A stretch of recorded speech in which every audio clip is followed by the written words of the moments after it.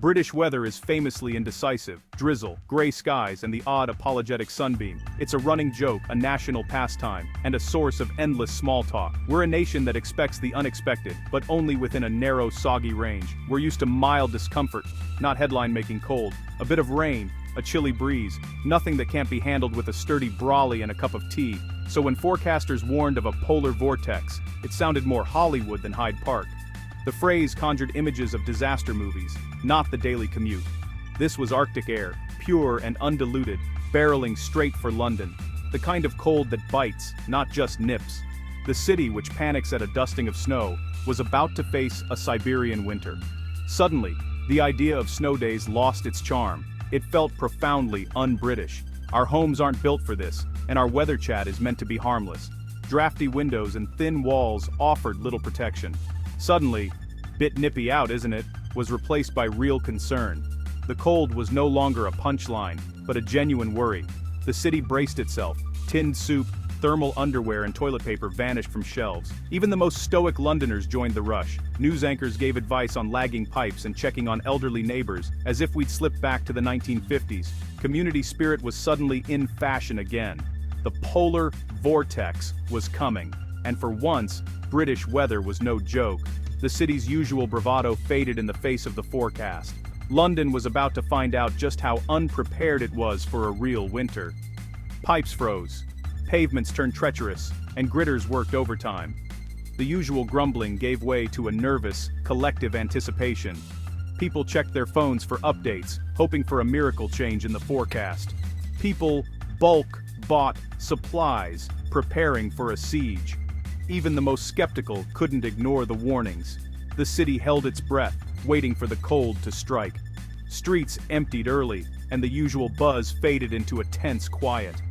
This wasn't just another chilly week, it was a headline act, and London was center stage. The world watched as the city braced for the unknown. The forecast had never felt so ominous. For once, everyone agreed, this was a winter to remember. The vortex arrived quietly, stealing warmth overnight, as if the city had been tucked under a blanket of ice while it slept. I woke to a world that looked the same, but felt utterly alien, air sharp as glass, every breath a shock to the lungs, the familiar transformed into something unrecognizable. London was transformed. Hoarfrost coated everything, turning parks and streets into a sparkling, frozen wonderland.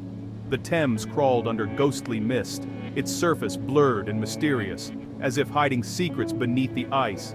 Ice plates clustered along the banks, forming jagged patterns that crept further with each hour.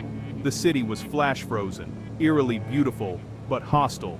Puddles became skating rinks, leaves shattered underfoot like fragile glass, and every surface threatened to slip. The usual city hum was muffled by frost, as if a heavy silence had settled over the metropolis. Even sound changed. Sirens pierced the silence. Footsteps crunched on ice, and voices seemed to hang in the frozen air. People shuffled like penguins, bundled in layers, faces hidden behind scarves and hats, eyes peering out warily. Walking became a high-stakes game of avoiding black ice, with sudden balletic slips and near misses at every corner. London's determined striders were reduced to a slow, cautious shuffle, each step measured and deliberate. The cold seeped into buildings, defying central heating, making every room feel like the outdoors. The city's energy was stilled, its pace frozen, as if time itself had slowed to a crawl. The vortex had brought the world's most energetic city to a grinding halt, pausing its relentless rhythm. Every step outside was an adventure in survival, a test of endurance against biting wind and numbing cold. The beauty of the freeze masked its danger, luring the unwary into hidden perils beneath the glittering surface. Londoners learned quickly, this was no ordinary winter. Neighbors helped each other, sharing salt and advice, forging new bonds in the cold. The city's spirit was tested by the cold, but resilience shone through in every determined face. The vortex had truly arrived, and London would never forget the winter it brought.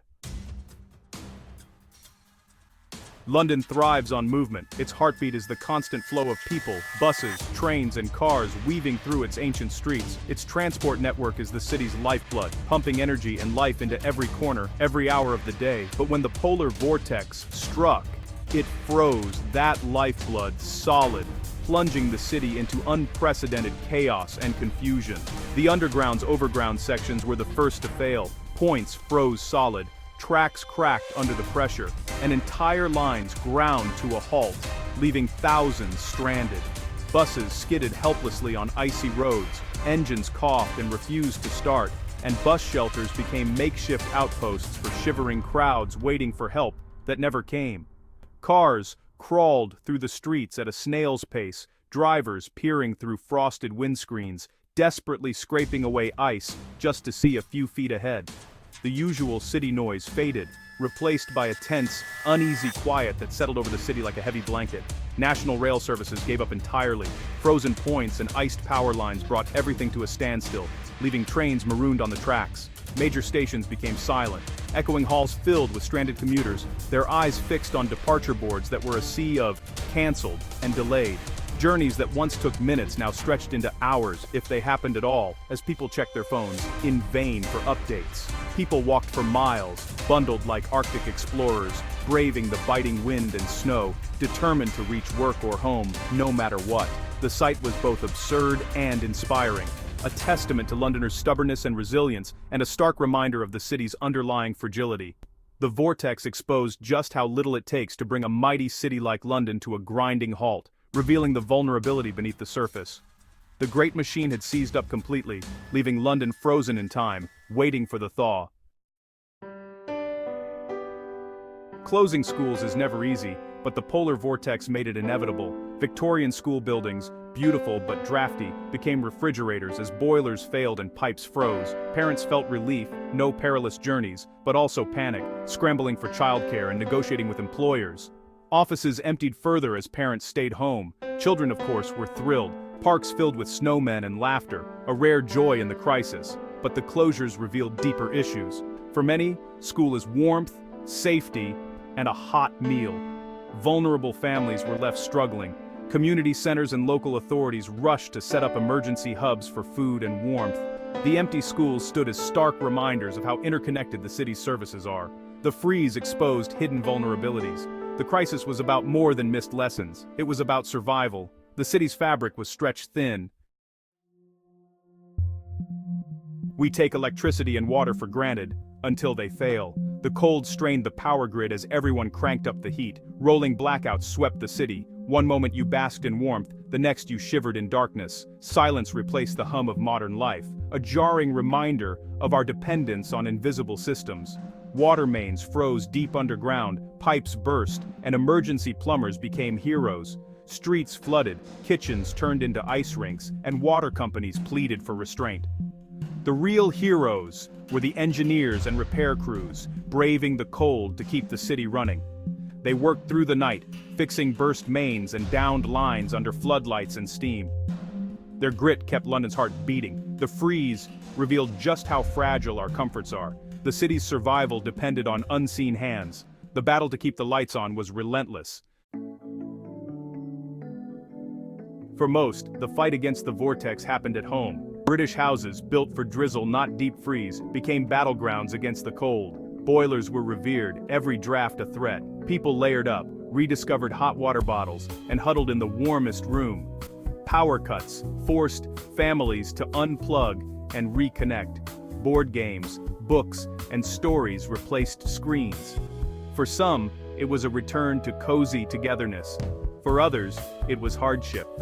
Those in poor housing or fuel poverty faced real danger, forced to choose between warmth and essentials. Burst pipes and failing boilers left many in freezing conditions. The Great British Huddle was a tale of two cities, one of candlelit comfort, another of fear. The freeze exposed deep inequalities. Staying warm became a daily struggle.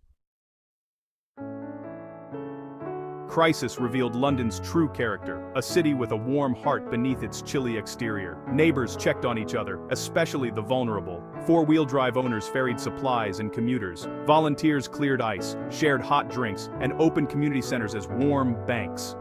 Social media became a tool for help, not division. Charities and faith groups mobilized, providing food and shelter for the homeless. The city's famed reserve melted, replaced by spontaneous kindness.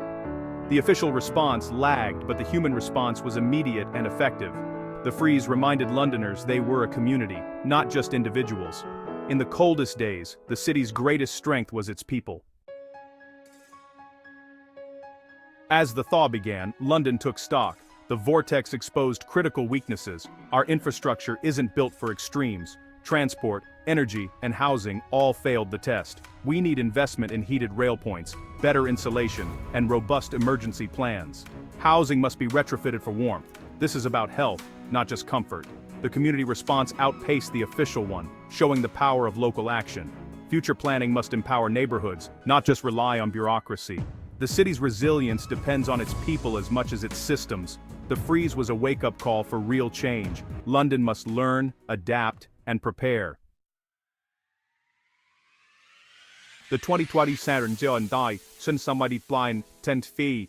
Andao de Jordi Sendi Sanar 45 polar vortex may be a sign of winters to come. Cities must plan for repeat events, long-term resilience, not quick fixes. Infrastructure needs weatherproofing, transport, energy, water, communications. Emergency plans should include warm banks, clear communication, and rapid response. Public campaigns can teach home preparation and encourage neighborly support. Every citizen has a role in building resilience. The next freeze will test us again, but with lessons learned, we can face it with confidence. Adapting to a changing climate is essential. For Britain, true preparedness would be a new and welcome feeling.